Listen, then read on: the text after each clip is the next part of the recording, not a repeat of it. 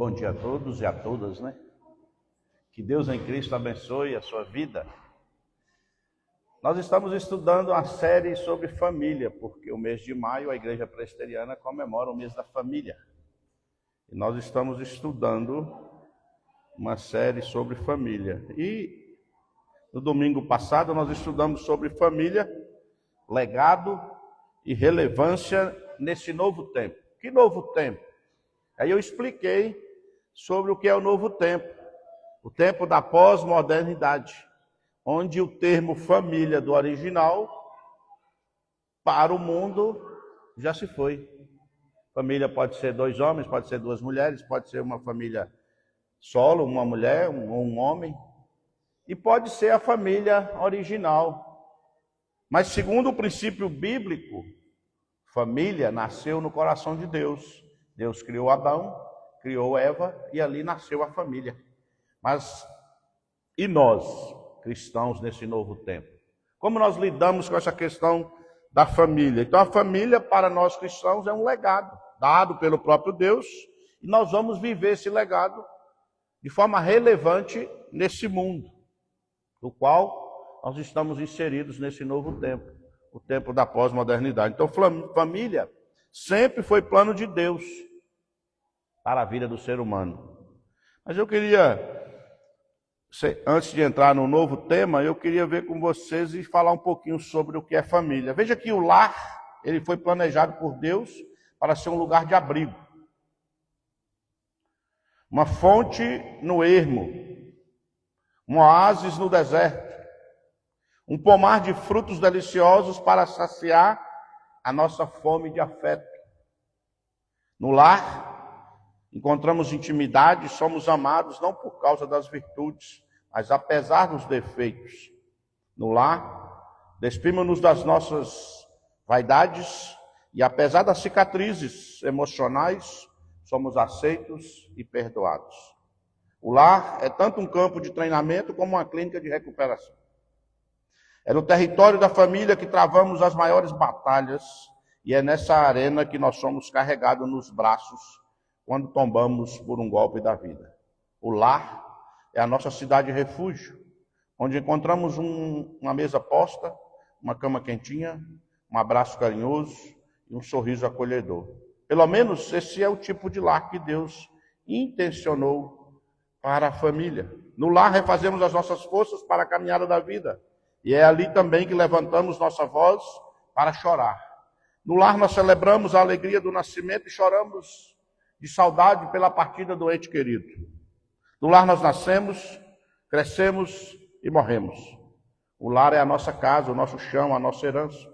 O lar pode ser rico ou pobre, mas é o melhor lugar do mundo para viver, quando nele trescala o perfume do amor de Deus. Não podemos construir nossa felicidade sobre as ruínas de um lar fracassado. Nem o sucesso compensa o fracasso da família. O maior patrimônio que nós possuímos é a família. O maior patrimônio que nós devemos investir é na família. Para que o futuro seja bom, nós precisamos valorizar a nossa família. O homem feliz é aquele que dedica o melhor do seu tempo para o seu lar, doce lar. Então veja que, segundo os preceitos bíblicos, o lar é um lugar de guerra, mas é um lugar de paz. É um lugar de construção, é um lugar onde se deve perdoar, apesar de que muitos não perdoam, mas é o lugar onde se deve perdoar e se deve caminhar para servir e adorar ao Deus Trino. Então, família, além de legado e relevância nesse novo tempo, a família deve ser uma família segundo o coração de Deus. E para isso, nós vamos ler 3 passagens bíblicas. A primeira está lá em Atos 2, 46, a parte B. É o início, o primórdio da igreja. Né? Juntos participavam das refeições, a parte B do versículo, com alegria e sinceridade de coração. Assim era a família. As famílias reunidas na família da fé. O outro versículo é Salmos 30, versículo 5. Salmo 30, versículo 5.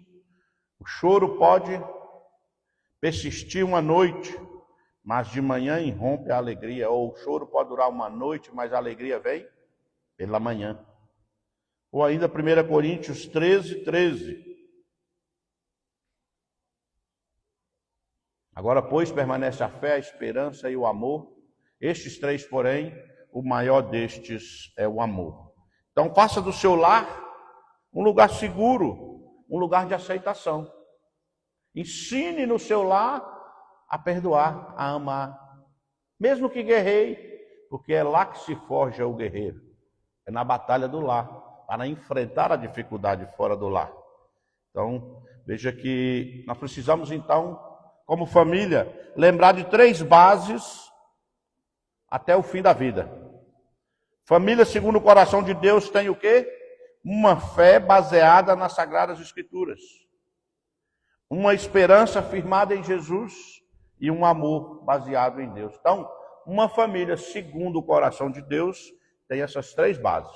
Uma fé baseada nas Sagradas Escrituras, uma esperança firmada em Jesus e um amor baseado em Deus. Desta maneira, você vai fazer do seu lar um lugar seguro e de aceitação em meio às diferenças, em meio às lutas, em meio às dificuldades, em meio às derrotas, em meio às vitórias, em meio às dores, porque elas chegam. Por isso, nós vamos caminhar então desta maneira, porque Deus estará com você e todo o tempo. Quando o seu lar for um lar que anda segundo o coração de Deus, Deus estará com você em todo o tempo. Diz o salmista no Salmo 27, versículo 1. O Senhor é a minha luz e a minha salvação. De quem terei temor? O Senhor é o meu forte refúgio. De quem terei medo? Por isso há uma responsabilidade para nós, como cristãos, fazer do nosso lar um lugar seguro e de aceitação. Não quer dizer que vai ser totalmente sem dificuldades e sem problemas, porque tem seres humanos afetados pelo pecado, porém, sendo usados pelo Senhor, para que a sociedade seja uma sociedade forte. Por que a sociedade hoje é problemática e fraca? Porque abandonamos o princípio de família. Família agora pode ser de qualquer jeito, de qualquer maneira. E isso por causa da influência do pecado no ser humano. Mas veja que Deus então fortalecerá você. Provérbios 3, 25 a 26. Não terá medo da calamidade repentina, nem da ruína que atinge os ímpios, pois o Senhor será a sua segurança e o impedirá de cair em armadilha. Ou ainda o Salmo 118, 6, que vai dizer: o Senhor está comigo, não temerei. Então faça do seu lar um lugar seguro de aceitação, porque você é forte, não, porque Deus vai fortalecer você. E por nós mesmos, nós chuta o pau da barraca, quebra a porta, sai correndo e não quer nem saber. No primeiro problema, é o que tem acontecido por aí. Mas quando nós temos Deus, com a nossa fonte de excelsos prazeres, de segurança, a gente passa pelas lutas, mesmo lá. Qual lar aqui que não tem problema? Todos temos. Uns mais, outros menos. E aí tem aquela ideia de que a grama do vizinho é sempre mais verde, né? Vai lá e passa na grama do vizinho para você ver se ela é verde. Ela não é. Ela é verde porque você está dentro do seu problema, você acha que lá no outro não tem problema, mas tem. Talvez não tenha o seu problema, mas tem problemas. E se você for pegar o problema do vizinho para você, você vai ver que confusão você vai arrumar. E às vezes a gente fica olhando o outro e esquece de olhar para Deus. Deus é que vai fortalecer você. O Senhor é que estará comigo, não temerei. Então enfrente com sinceridade todos os problemas. O grande mal nas famílias é que a gente não enfrenta com sinceridade. A gente faz arrodeios. Pois Deus não nos deu espírito de covardia, mas de poder, de amor e de equilíbrio. 2 Timóteo 1,7. Enfrente com sinceridade todos os seus problemas. Quando nós queremos arrodear os problemas, empurrar um pouco mais, a gente está sendo covarde. Tem que enfrentar o problema, a dificuldade. Ah, mas meu pai é muito sisudo. Ah, minha mãe nem fala comigo. Como que é o nome de sua filha? A Ana chegou ali e falou assim, pastor, você parece com o meu avô. Eu falei, que legal que eu pareço com o seu avô. Nem esperei a resposta. Aí ela falou assim, aqui meu avô é legal. Eu falei, então eu sou legal. Né? A gente precisa enfrentar com sinceridade todos os problemas. Isaías 41:10 diz, ó, por isso não temas, pois eu estou com você. Não tenha medo, pois eu sou o seu Deus. Eu o fortalecerei e o ajudarei. Eu o segurarei com a minha mão direita, mão vitoriosa. Então faça do seu lar um lugar seguro e de aceitação, enfrentando com sinceridade todos os problemas. Eu não sei qual é o problema que você está vivendo lá, mas você sabe. Tem um filho rebelde? Traz ele para perto. E como é que você traz um filho rebelde para perto? Você repreender nele de todo jeito? Não. Demonstrando amor. Amor que por nós mesmos a gente não daria, mas quando nós olhamos para Deus como referência, aí a gente ama. Traz para perto. Eu tenho atendido pessoas que vêm, rapaz, meu filho está assim, está assado. Você já conversou com ele? Não dá para conversar, pastor. Eu falei, como não dá? Ah, tem hora que ele chega só de manhã, eu saio para trabalhar. Aí ele sai eu chego à tarde e ele sai para a rua, só chega no outro dia. Eu falei, então, ou você vai ter que ir atrás dele na rua, que é seu filho à noite, para conversar com ele, ou você vai ter que faltar ao serviço lá, dar o pedir lá um dia e sentar com seu filho. Ou você não está tendo coragem de esperar aquele momento para acordar ele de madrugada na hora que ele está lá. Às vezes a gente não enfrenta o problema, e aí isso vira covardia. Então todos os problemas da sua casa podem ser resolvidos. Todos os problemas da nossa casa podem ser resolvidos. Assim, nós faremos do nosso lar um lugar seguro e de aceitação. Como que eu vou fazer isso? Primeira coisa, peça sabedoria a Deus. Pela sabedoria humana, não vai. Mas pela sabedoria que vem do alto, de Deus, a gente consegue. Eclesiastes 7:19 vai dizer para nós, a sabedoria torna o sábio mais poderoso que uma cidade, guardada por 10 valentes. Ou seja, quando você pede sabedoria a Deus, o seu lar vai ser um lugar seguro e de aceitação. E sabedoria para conversar. Tem hora que não conversa, né? Já vai para... O menino fala assim, eu vou embora, que eu já não aguento mais ouvir esse negócio. Ele está conversando demais. Ainda mais quando é adolescente, está naquela fase assim, mais, que requer mais um cuidado de conversa. Às vezes a gente não conversa. Às vezes não conversa com o esposo, com a esposa. Tem dia lá em casa que a Célia senta de um lado ou do outro, nós passamos o dia inteiro sem conversar. Às vezes é porque eu quero ficar quieto no meu canto e ela quer ficar quieta no canto dela. Né? Mas às vezes não é. A gente tem que ser sincero, tem que conversar. Peça sabedoria a Deus. Sabedoria torna o sábio mais poderoso que uma cidade. Vai tornar você mais poderoso do que qualquer coisa. Para você lidar com o problema. Seja uma pessoa verdadeira. Neemias 32:12. Com exceção de Caleb, filho de Jefoné, o quenezeu, e Josué, filho de Nun, que seguiram o Senhor com integridade de coração. Então veja, de toda uma geração que saiu do Egito, só Caleb e Jefoné é que seguiram o Senhor com integridade de coração. Josué disse, eu e a minha casa serviremos ao Senhor. Verdadeiro. Tem que falar a verdade. Ah, mas se eu falar a verdade, pastor, o senhor não sabe a guerra que vai dar. Que dê a guerra. Mas fale a verdade. O cristão não é cristão de meias palavras. O cristão não fala mentira, porque a Bíblia diz que quem mente é filho do diabo e não de Deus. Lógico que tem um jeito de falar a verdade, tem um momento certo de falar a verdade. E aí vem do primeiro ponto, que é a sabedoria. Sabedoria falando a verdade, para que o seu lar seja um lugar seguro de aceitação. Porque a gente acha que os filhos não estão olhando para a gente, eles estão olhando.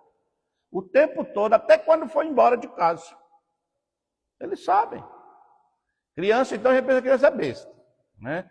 As crianças de hoje não é. Eu, quando era menino, eu era mais tolinho, mas as crianças de hoje não é não. Criançada já nasce com o celular na mão. Vai estar com tudo ali. E se você não ensina, ali ensina. E ensina da forma errada. Então seja uma pessoa verdadeira. Tenha então essas duas verdades em mente. Vai levar tempo para estabelecer confiança. Estabelecer confiança leva tempo. Para namorar e casar, a turma namora e casa, né? Leva um tempo para confiar, para depois negociar. Apesar de que hoje o povo já não está nem aí, né? Mas é o jeito de hoje.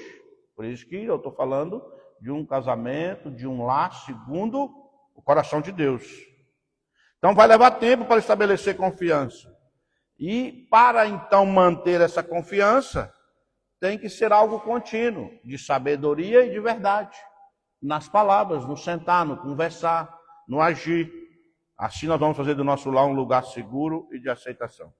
Não desista. Não recue. Este é o caminho. O choro pode persistir uma noite, mas de manhã irrompe a alegria. Não desista. Às vezes a gente quer desistir, né? Ah, não dá mais. Pastor, meu filho já está com 40 anos, não dá mais. Ele não vai deixar de ser o filho enquanto você não morrer. E mesmo depois de você morrer, você não vai ver, mas ele continua sendo seu filho. Você não vai poder mais interceder porque você já morreu. Mas ele não deixa de ser seu filho. Então não desista, não recue. Este é o caminho. Faça do seu lar um lugar seguro e de aceitação, não desistindo das pessoas do qual Deus colocou para você caminhar junto. Com diferença. Somos diferentes. Eu sou mais afoito, a Célia é mais na dela. Eu, se deixar, eu saio atropelando todo mundo. Vambora. Vocês viram, né? Como pastor. Bora, sobe lá no... Não tem quem pinta, eu mesmo pinto. Não tem quem faz isso, eu mesmo faço. E assim a gente vai trazendo as pessoas para perto. Já tem gente que vai mais devagar, vai mais na dele. Então, essas diferenças é que faz com que nós não desistimos uns dos outros. Não recue, porque este é o caminho. Como construir então um lar seguro e de aceitação? Como que nós vamos fazer isso? Primeiro, perdoe aqueles que te feriram dentro de casa. Aí dói, né? Te fere e você precisa perdoar. E perdoar aqui, amados, é compreender a dificuldade, sentar, lamber a ferida, chorar se preciso for, passar o azeite para curar a ferida, mas não pode deixar a ferida fazer aquela casca, porque depois vai doer mais para arrancar aquele negócio. E a gente deixa. A gente empurra para debaixo do tapete, a gente empurra a conversa para depois, vai fingindo que nada aconteceu, e lá na frente, quando tem que arrancar, né? Dói. E dói mesmo. Não só dói quando você descobre que lá de baixo, aquela podridão que você empurrou está toda lá. Guardada lá.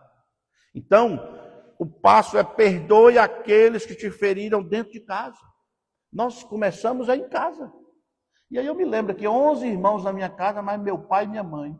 Eu falo, rapaz, não dava nem tempo de lamber a ferida, já estava vindo outro. Brigava com um, brigava com o outro. Mas ai de alguém que mexesse com nós no meio da rua, nós fechávamos os 11. Igual marimbondo. Família. Faça do seu lar um lugar seguro de aceitação, perdoando aqueles que te feriram. Dentro de casa. E tem que leva para o túmulo. Não pede perdão, é turrão. Aí chega lá, o outro morreu. Eu falei, e agora, pastor, como é que eu vou pedir perdão? Para aquela pessoa não tem como você pedir, você vai pedir para Deus. Então pede para Deus e caminha. Porque aquela já foi. E a gente percebe que às vezes quem mais chora no velório é quem não pediu perdão. Porque na verdade está com remorso. Está dolorido o negócio. Então, perdoe aqueles que te feriram dentro de casa. Por quê? Porque Deus já te perdoou. Porque Deus já me perdoou. Colossenses 3,13. Está numa outra versão aqui, tá? Sejam amáveis e prontos para perdoar. Jamais guardem rancor. Lembre-se que o Senhor os perdoou. Portanto, vocês devem perdoar os outros. Às vezes a gente perdoa os de fora, mas não perdoa os de casa. Lá fora a pessoa olha e fala, mas tu é bonzinho, que belezinha. Lá dentro da casa tu é o dragão, né? Ou o jacaré, qualquer bocar. Então veja que o passo é por que eu vou perdoar? Porque Deus já me perdoou. Quem eu era? Quem nós éramos? Paulo disse que nós éramos o quê? Mortos em nossos delitos e pecados. Separados de Deus. Jesus vem e diz que nós éramos inimigos de Deus. E em Cristo Jesus, Deus nos perdoou e de inimigo nos fez amigos de Deus. E agora a gente quer ser melhor do que Deus, não quer perdoar. Ou seja, vai ser pior, né? Na nossa cabeça a gente acha que a gente está sendo melhor. Mas na verdade a gente vai ser pior. Por que nós devemos perdoar? Porque Deus já nos perdoou. Porque ressentimento é um veneno contra eu mesmo. Você que não perdoa, você está aplicando na sua veia todo dia uma dosinha de veneno. Você vai ficar rancoroso, vai ter raiz de amargura. E isso é terrível. Veja que Jó 5,12, na NBLH versão, ficar desgostoso e amargurado é loucura. É falta de juízo que leva à morte. Então veja que por que nós precisamos no lar não guardar ressentimento? Porque é um veneno contra nós mesmos. Estou ressentido, fica amargurado. E pode olhar que as pessoas amarguradas, elas ficam igual o cão quando está doente. Fica no canto. E se você quer tratar ela... Amargura. Faça do seu lar um lugar seguro de aceitação, porque ressentimento não pode ter. Ele é um veneno contra nós mesmos. Guardar ressentimento no coração é como cometer um suicídio emocional, disse o pastor Rick Warren. Não guarde ressentimento no seu coração, porque é como cometer um suicídio emocional. Você fica emocionalmente abalado. Né? A gente fica, nada tá bom. Então faça do seu lar um lugar seguro. As pessoas mais infelizes que eu conheço são aquelas que estão carregando uma mágoa, porque guardar ressentimento cria raiz de amargura. E se cria raiz, vai acontecer o quê? Vai brotar. Porque tem raiz, está enraizado. Aí vai brotar. Aí quando alguém vai falar, atinge todo mundo, porque está amargurado. Jó 21, 23 a 25 diz, um homem morre em pleno vigor, quando se sentia bem seguro, tendo o corpo bem nutrido e os ossos cheios de tutano. Já outro morre tendo a alma amargurada, sem nada ter desfrutado. Está amargurado, não desfruta. Não desfruta. Tem um almoço no dia das mães, eu não vou. Meus irmãos vai estar tudo lá. Está amargurado. Tem um aniversário, eu não vou. Fulano vai, eu não vou. Está vivendo, mas não está.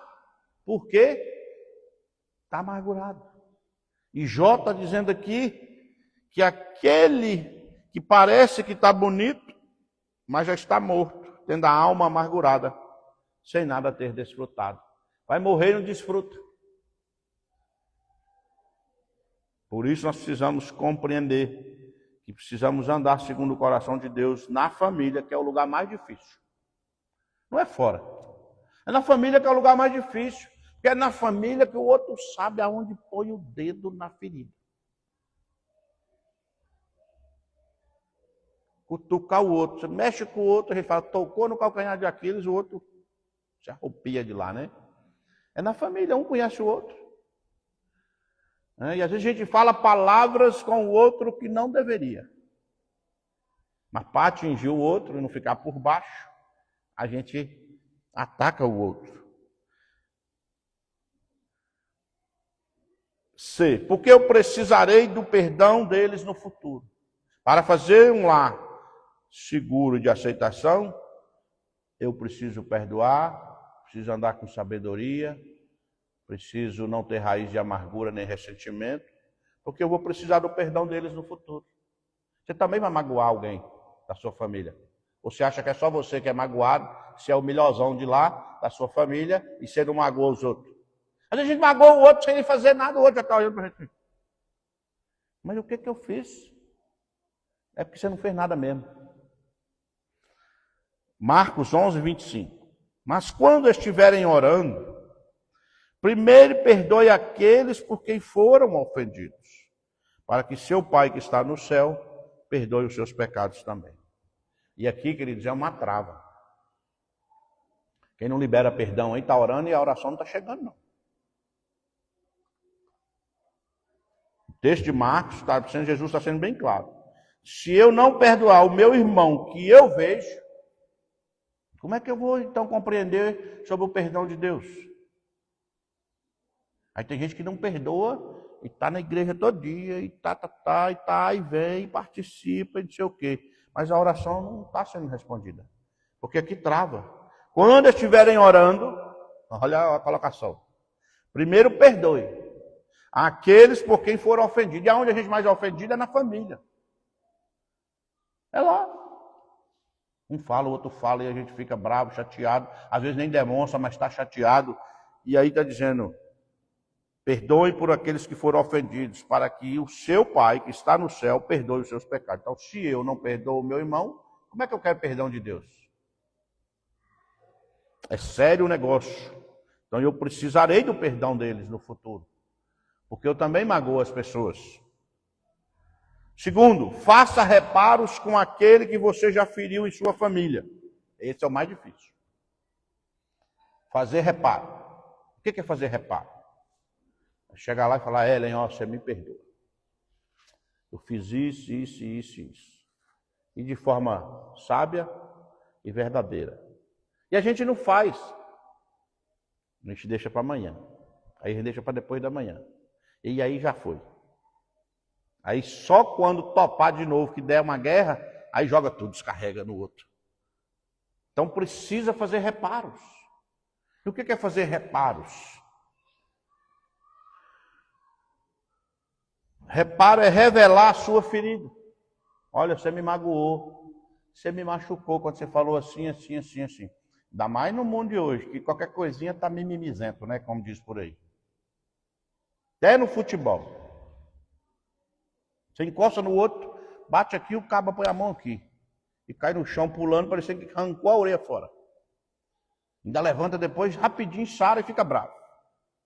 Mimizento, né? A geração mimimi. Mas veja que precisa revelar a ferida. Como é que o outro vai te perdoar se ele nem sabe se ele te magoou? Talvez é você, com os seus problemas, com as suas frustrações, acha que o outro te magoou, mas você precisa conversar com o outro. Então você pode reprimir, você pode minimizar e você pode admitir. Tem gente que reprime. Aí entra, na grande maioria, fica depressivo, porque reprime. Guarda só para ele. Não estou dizendo que toda depressão é disso, né? Tem depressão que é de outras coisas, mas eu estou falando que quando você reprime demais, você fica deprimido. Você fica escanteado. Ninguém quer ficar perto de alguém que toda hora que você vai falar, morde. Ninguém quer. Quando não morde, dá coice. Né? Lá na minha região, ela fala, está dando coice o tempo inteiro. Aí a gente não quer ficar perto. Quem quer tomar coice toda hora? Ninguém, né? Você pode minimizar. Fala, não, tá bom. Não quero guerra com você, tá bom. Mas você está minimizando, você não está expondo o problema para consertar, para fazer o reparo. Mas você pode admitir, não, eu errei mesmo. Eu errei mesmo e eu quero te pedir perdão. É o mais difícil. Mas há essas três possibilidades. De reprimir, de minimizar e de admitir. 2. Libere os seus ofensores. De que maneira que Jesus fez isso? Dizendo, ó Pai, perdoa os nossos pecados como nós também perdoamos a quem nos tem ofendido. Às vezes a gente faz a oração do Pai Nosso, principalmente nós que vai jogar bola lá, vamos fazer a oração do Pai Nosso. Aí faz aquela roda assim, no futebol e todo mundo. Reza o Pai Nosso numa voação, mas não compreendeu nada do que é o Pai Nosso. Às vezes a gente está da mesma maneira. A gente está dizendo, ó Pai, perdoa os nossos pecados, como nós também perdoamos a quem nos tem ofendido. Isso é liberar a quem nos perdoou. Mas às vezes a gente só fala e não faz, não vai para o reparo. Por isso é preciso liberar. Colossenses 3,15, Paulo vai dizer que a paz de Cristo seja o juízo em seu coração, visto que vocês foram chamados para viver em paz como membros de um só corpo. Aqui Paulo está trabalhando a igreja como um corpo, mas a igreja é formada de famílias. Então serve para a família. Às vezes a gente quer a paz, mas a gente não faz o reparo. E às vezes, para ter paz, é preciso ter guerra, confronto. Você precisa ir lá e confrontar. Com sabedoria, com inteligência, com paciência, mas tem que confrontar. Fazer reparo exige confronto. E tem gente que nunca quer o confronto. Mas vai guardando, vai reprimindo, vai minimizando. E lá na frente, quando explodir, rapaz, é uma bomba. Né? Nós até brincamos, a gente fala que é uma bomba relógio. Tic-tac, tic-tac, tic-tac, tic-tac, bum. Às vezes não explode no outro, explode na gente mesmo. Aí sai às pressas para ir visitar o médico. E o médico de guerra só cuida dos estragos, né? Então veja que a paz de Cristo deve ser o juízo em seu coração, visto que vocês foram chamados para viver em paz, como membros de um só corpo. E paz não é sinal de não ter guerra. É sinal de tranquilidade. Você vai para a guerra tranquilo. Por quê? Fala, já estou bem, agora eu posso confrontar o problema, posso resolver o problema. E se o outro não quiser? Mas sua parte você fez, chamou para conversa. E às vezes a gente não faz isso. Mas faça do seu lar um lugar seguro de aceitação, fazendo dessa maneira. Você precisa liberar aqueles que feriram você, a fim de que Deus possa fazer algum reparo em seu coração. Quando a gente libera o perdão, chama para a conversa, libera o perdão, fazer o reparo, Deus é que vai fazer, no meu coração. O outro, Deus está trabalhando no outro. E Paulo ainda trabalha essa ideia dizendo, olha, ore pelos seus inimigos.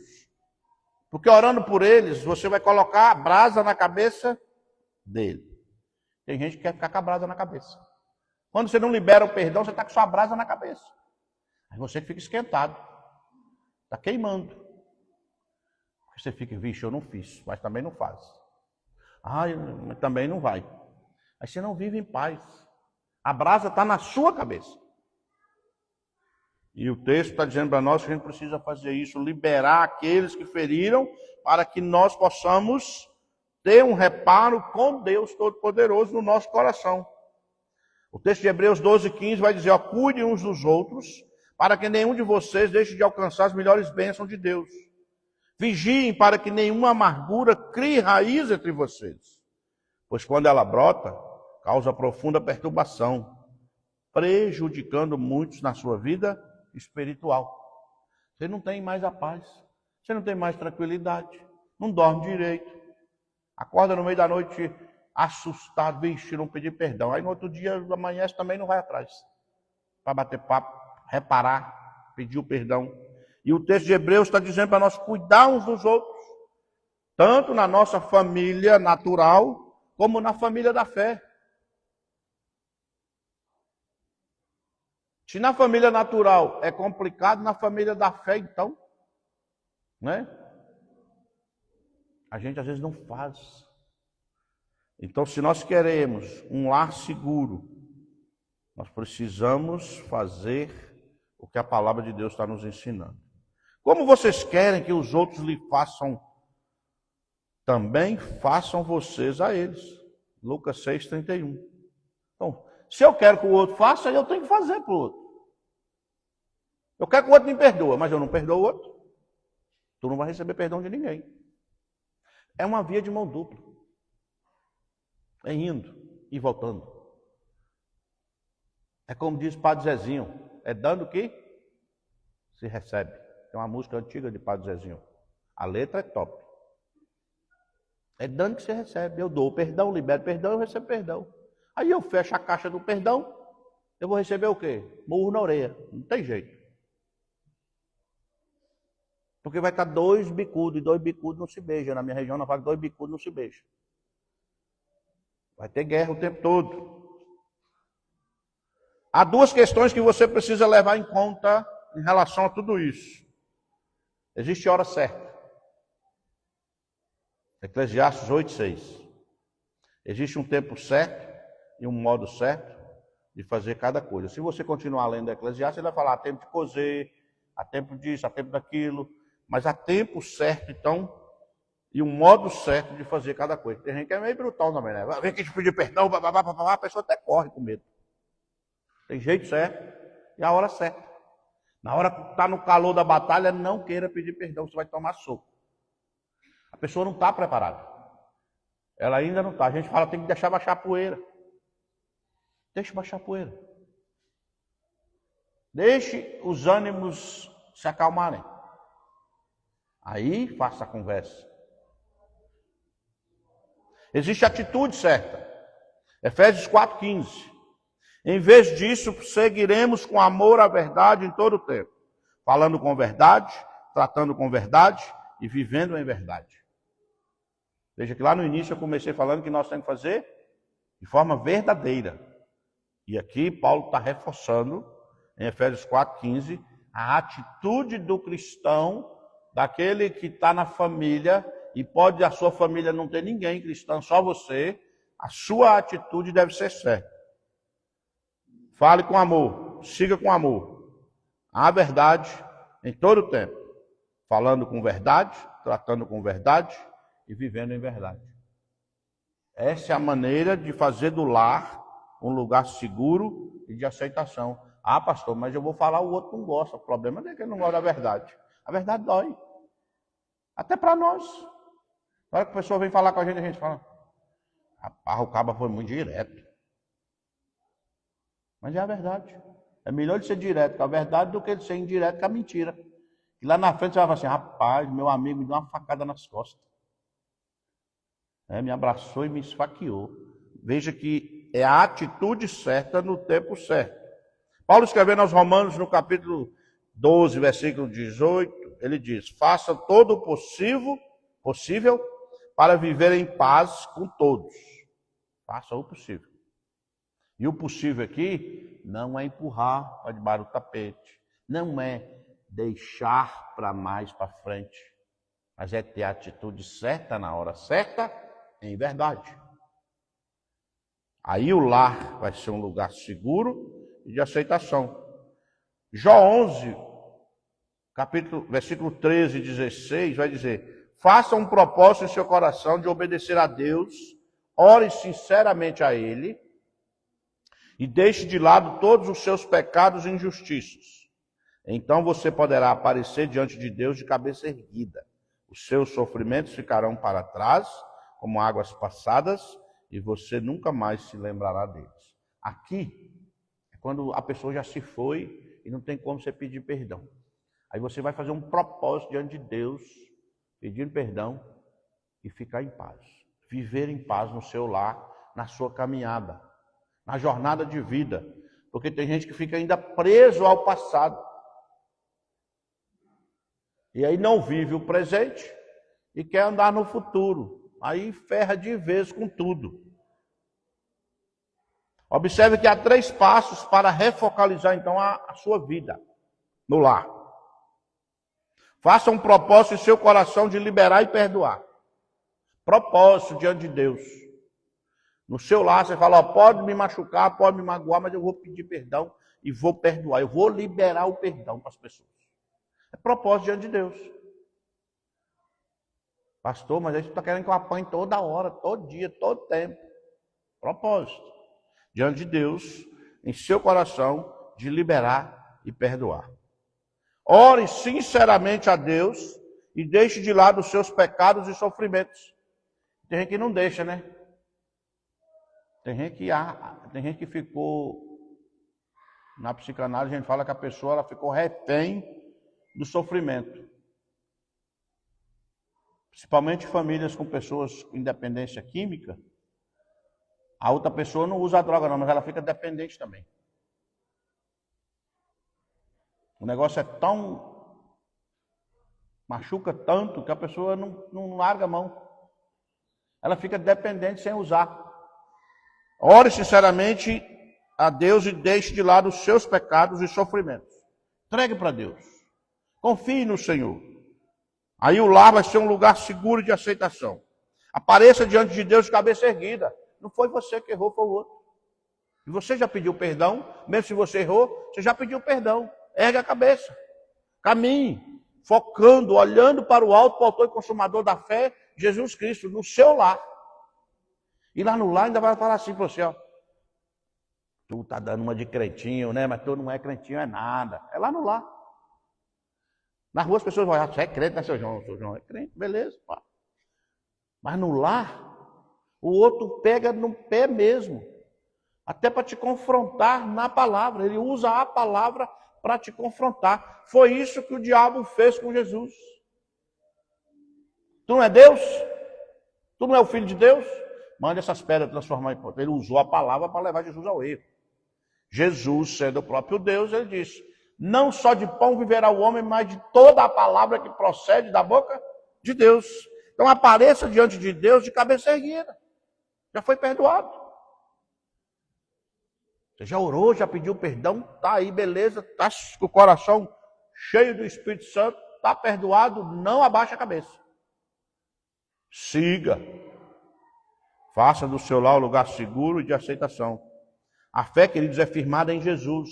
A esperança é focada em Jesus. O amor de Deus derramado em nossas vidas. Isso é o que deve nortear a vida familiar. Por isso, creia. Jesus pode curar a sua vida e a sua casa, seu lar. O problema nosso, sabe o que é? É o problema do tempo, do novo tempo. A gente quer tudo para ontem. A gente quer tudo para ontem. Moisés nasceu, viveu 40 anos no Egito. Aí ele aprendeu. Aí depois de 40 anos, ele matou um egípcio que estava machucando um hebreu, era seu povo, e aí ele fugiu.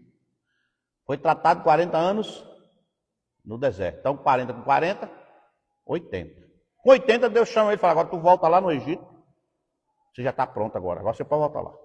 Não, Senhor, eu sou travado de língua. Começou as desculpas. Beleza, então arruma alguém que não é travado de língua e põe do seu lado para ser o seu assessor. Arrumou Arão. E lá foi. Aí tira esse povo do Egito e volta para o deserto. Mais 40 anos.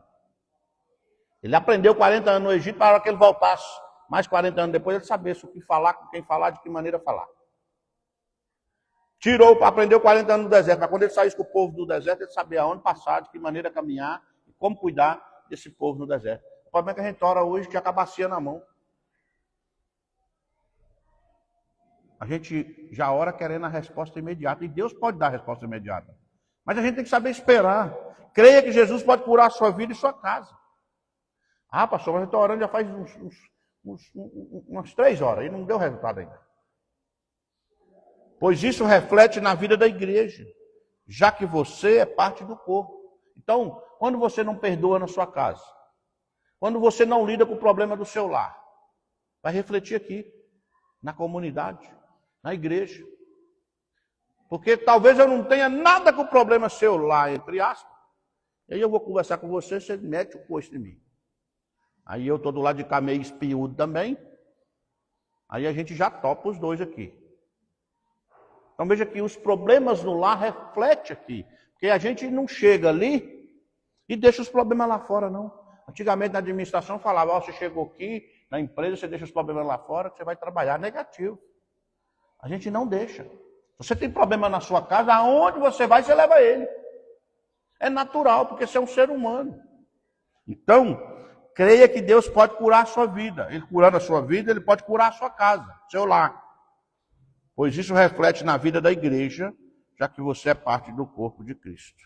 Então, família para sempre, é uma família que anda segundo o coração de Deus, com a fé firmada em Deus, e faz tudo pela verdade e com propósito de adorar, servir, glorificar a Deus. E assim, nós vamos fazendo tudo que é possível na hora certa, com a atitude certa, para adorar ao Senhor, porque o lar é lugar de adoração. Mas é só eu crente lá, beleza, é lugar de adoração, porque é adorando, servindo ao Senhor, e você vai ser luz para o seu lar e luz para os de fora. Então, faça do seu lar um lugar seguro e de aceitação, para que possa honrar e glorificar a Deus. E aí você vai fazer isso de que maneira? Liberando perdão. Começa por aí. Libere o perdão. Não guarde mágoa. A gente guarda é dinheiro. A gente guarda é alguma outra coisa. Mas mágoa, você põe na poupança a mágoa lá, vai render a mágoa. Vai criar raiz de amargura. Se você puder guardar dinheiro, você guarda. Aí eu nem guardo não, porque se eu morrer amanhã, meus filhos se viram. Eu não vou estar aqui. Eu não guardo dinheiro não. Para que eu quero dinheiro? Dinheiro é para gastar, estou brincando. Tem que poupar. Tem que saber guardar também. Então a gente tem que saber a hora certa de fazer as coisas. Libere os seus ofensores. E lembre das 3 atitudes. Não reprima, não minimize, mas admita que está errado. Assim, em verdade, o lar vai ser um lugar de aceitação, um lugar seguro para se viver. Pastor, mas se eu revelar minha ferida lá, o bicho vai pegar. Vai não. Só no primeiro momento, talvez, dá uma tremidinha, mas é bom que sara. Então, faça reparos com aquele que você já feriu em sua família. E assim, nós vamos andar, servindo ao Senhor, fazendo do nosso lar um lugar seguro e um lugar de aceitação. Vamos ler Marcos 11, 25. Ok? O texto que nós vamos ler é Marcos 11, 25.